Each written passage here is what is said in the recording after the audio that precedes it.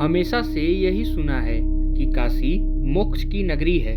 मणिकर्णिका की आग आत्मा को सीधा शिव के चरणों में ले जाती है। लेकिन क्या हर किसी को मणिकर्णिका नसीब होती है?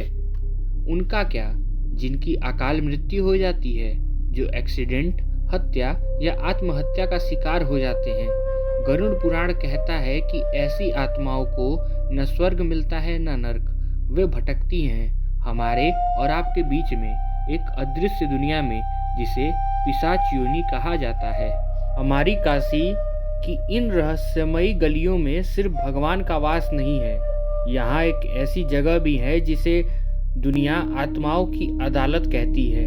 पिशाच मोचन कुंड, एक ऐसा कुंड जहाँ कोई मन्नत मांगने नहीं जाता। यहाँ लोग आते हैं खौफ से, अपने ही पूर्वजों के खौफ से। आज हम उस दरवाजे को खोलेंगे जहाँ विज्ञान के नियम खत्म हो जाते हैं और आत्माओं का इंसाफ शुरू हो जाता है।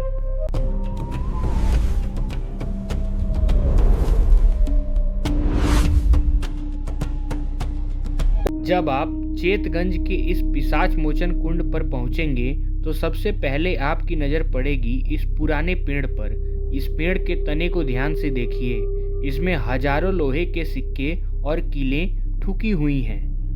यह कोई आम मन्नत का पेड़ नहीं है। स्थानीय पुजारियों और तांत्रिकों का मानना है कि इस पेड़ में गड़ा हर एक सिक्का एक आत्मा है। जी हाँ, जब किसी परिवार में कोई बुरी आत्मा या प्रेत बाधा घर कर जाती है तो उसे इसी पेड़ में लोहे की कीलों के जरिए हमेशा के लिए बांध दिया जाता है।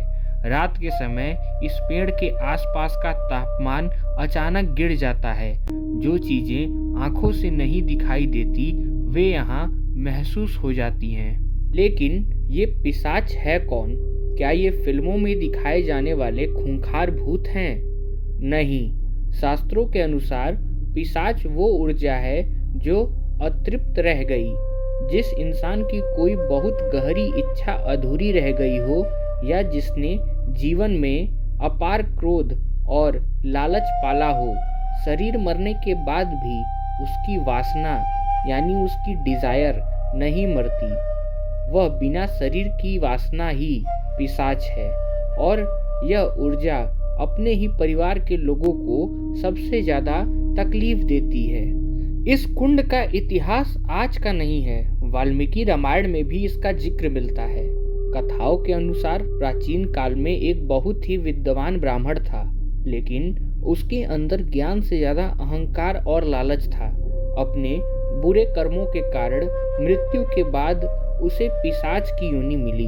वह भयंकर रूप लेकर लोगों को डराने लगा। बरसों भटकने के बाद जब वह काशी की सीमा में दाखिल हुआ तो उसे वाल्मीकि मुनि मिले। उस पिशाच ने मुनि से रोते हुए प्रार्थना की, मुझे इस भयानक जीवन से मुक्ति दिलाइए। वाल्मीकि मुनि के कहने पर उस पिशाच ने काशी के इस कुंड में स्नान किया और भैरव जी की तपस्या की। भगवान शिव के रूप भैरव जी ने प्रकट होकर उसे पिशाच योनि से मुक्त कर दिया। तभी से इस जगह का नाम पड़ा पिशाच मोचन, पिशाच से मुक्ति दिलाने वाला स्थान। भैरव जी आज भी इस कुंड के मुख्य न्यायाधीश हैं, यानी यहाँ के चीफ जस्टिस हैं। किसी भी आत्मा को मुक्ति देने से पहले उनका आदेश लेना अनिवार्य है। भारत में पितरों की शांति के लिए गया और बद्रीनाथ को सबसे बड़ा माना जाता है। लेकिन अगर गया में भी आत्मा को शांति ना मिले तो आखिरी रास्ता क्या है? यहाँ जो पूजा होती है उसे त्रिपंडी श्राद्ध कहते हैं। आम श्राद्ध में एक पिंड चावल का गोला दान होता है, लेकिन यहाँ 3 पिंड दिए जाते हैं। पहला होता है सात्विक, उन पूर्वजों के लिए जो शांति से गए। दूसरा होता है राजसिक, उनके लिए जो इच्छाएं लेकर मरे। और तीसरा होता है तामसिक, उनके लिए जिनकी अकाल मृत्यु हुई हो या जो प्रेत बन गए हों। काला तिल और चावल, इन 3 चीज़ों से एक अदृश्य अदालत लगाई जाती है, जहां परिवार का मुखिया अपनी गलतियों की माफ़ी मांगता है और पुजारियों के मंत्रों से उस भटकती ऊर्जा को शांत किया जाता है। आधुनिक विज्ञान या मॉडर्न साइंस इसे मास हिस्टीरिया या मानसिक बीमारी कह सकता है। मनोवैज्ञानिक मानते हैं कि जब इंसान गहरे अपराध बोझ यानी गिल्ट में होता है तो उसे लगता है कि कोई उसे परेशान कर रहा है। यहाँ होने वाली पूजा दरअसल उस इंसान के मन का इलाज करती है। लेकिन जो लोग यहाँ से ठीक होकर गए हैं वे कुछ और ही कहानी बताते हैं। जब दवाएं, मशीनें और डॉक्टर हाथ खड़े कर देते हैं तब इस हरे पानी वाले कुंड के किनारे बैठा एक साधारण सा पुजारी काले तिलों से वह इलाज कर देता है जिसे विज्ञान आज तक समझ नहीं पाया। पिशाच मोचन सिर्फ एक डरावनी जगह नहीं है, यह हमारी और आपकी चेतना का आईना है।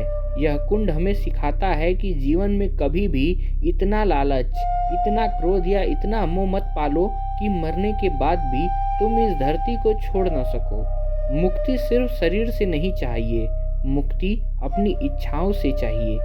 काशी एक ऐसा घर है जो अपने किसी भी बच्चे को खाली हाथ नहीं लौटाता।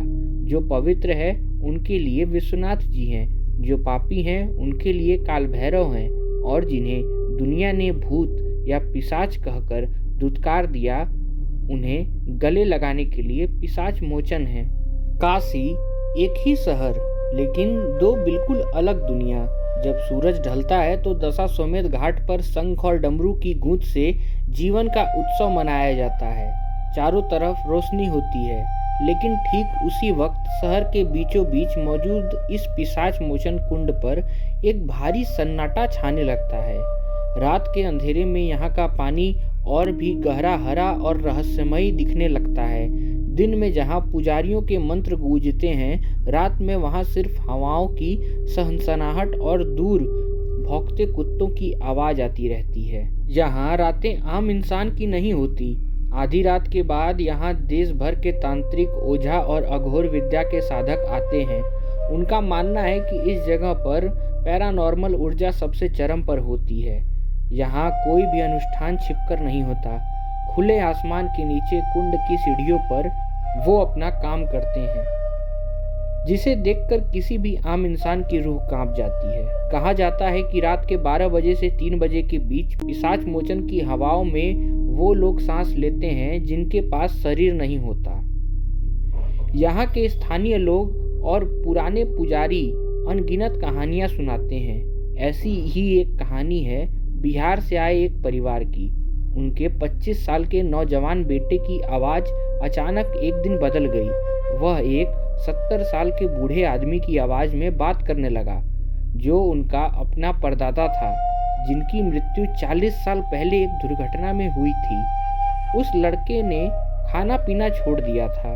10 लोगों की ताकत भी उसे रोक नहीं पाती थी। डॉक्टर ने इसे मल्टीपल पर्सनैलिटी डिसऑर्डर कहा। दवाइयाँ दी गईं, झटके दिए गए, लेकिन कोई फायदा नहीं हुआ। थक हार कर वह परिवार उसे पिशाच मोचन लेकर आया। पुजारियों ने बताया कि जैसे ही उस लड़के को कुंड की सीढ़ियों पर लाया गया, वह जमीन पर लेटकर चीखने लगा। उसने कहा, मैं इस पानी में नहीं जाऊंगा, यह मुझे जला देगा। क्या साधारण पानी किसी को जला सकता है? लेकिन जब मुख्य पुजारी ने मंत्र पढ़कर उस पानी को कुछ बूंदों को उस लड़के पर छिड़का तो वह ऐसे तड़पने लगा जैसे कि किसी ने उबलता हुआ तेल डाल दिया हो। पिंडी श्राद्ध के खत्म होते ही लड़का बेहोश हो गया और जब उठा तो उसे कुछ भी याद नहीं था। वह परदादा की अतृप्त ऊर्जा हमेशा के लिए उस कुंड में विलीन हो चुकी थी। आधुनिक विज्ञान या मॉडर्न साइंस और मनोविज्ञान की अदालत में इन कहानियों की कोई जगह नहीं है। मनोचिकित्सक इसे मास हिस्टीरिया या मानसिक बीमारी मानते होंगे। विज्ञान कहता है कि जब इंसान के अवचेतन मन में कोई गहरा गिल्ट या ट्रॉमा बैठ जाता है तो उसका दिमाग खुद ही एक दूसरी रचना रच लेता है। विज्ञान के अनुसार पिशाच मोचन में होने वाला कर्मकांड दरअसल एक साइकोलॉजिकल थेरेपी की तरह काम करता है। यहाँ का माहौल, पुजारियों का विश्वास और मंत्र पीड़ित के दिमाग को यह समझा देता है कि अब बीमारी यानी कि भूत जा चुका है। विज्ञान के तर्क अपनी जगह बिल्कुल सही हैं, लेकिन जो लोग यहाँ से सही होकर जाते हैं वे कुछ सवाल छोड़ जाते हैं। अगर यह सिर्फ दिमाग की बीमारी है तो एक अनपढ़ व्यक्ति अचानक धारा प्रवाह संस्कृत या कोई ऐसी भाषा कैसे बोलने लगता है जो उसने कभी सीखी भी नहीं। अगर यह सिर्फ हिस्टीरिया है तो वो भारी और ठंडी हवा का झोंका कहाँ से आता है जो पूजा खत्म होते ही पूरे परिवार को महसूस होता है। विज्ञान जहाँ खत्म होता है पिशाच मोचन का रहस्य वहीं से शुरू होता है। चाहे आप इसे विज्ञान का नाम दें या पिशाचों का खौफ, सच यही है कि सदियों से यह अदालत हर रोज लगती है और यहाँ हर रोज फैसला सुनाए जाते हैं। पिशाच मोचन हमें इंसान होने की सबसे बड़ी सीख देता है। जीवन में कर्म ऐसे करो कि मृत्यु के बाद तुम्हारा शरीर भले ही राख बन जाए लेकिन तुम्हारी आत्मा को इन कीलों में बांधना न पड़े, क्योंकि काशी के इस हिस्से में यमराज नहीं भैरव जी न्याय चलाते हैं।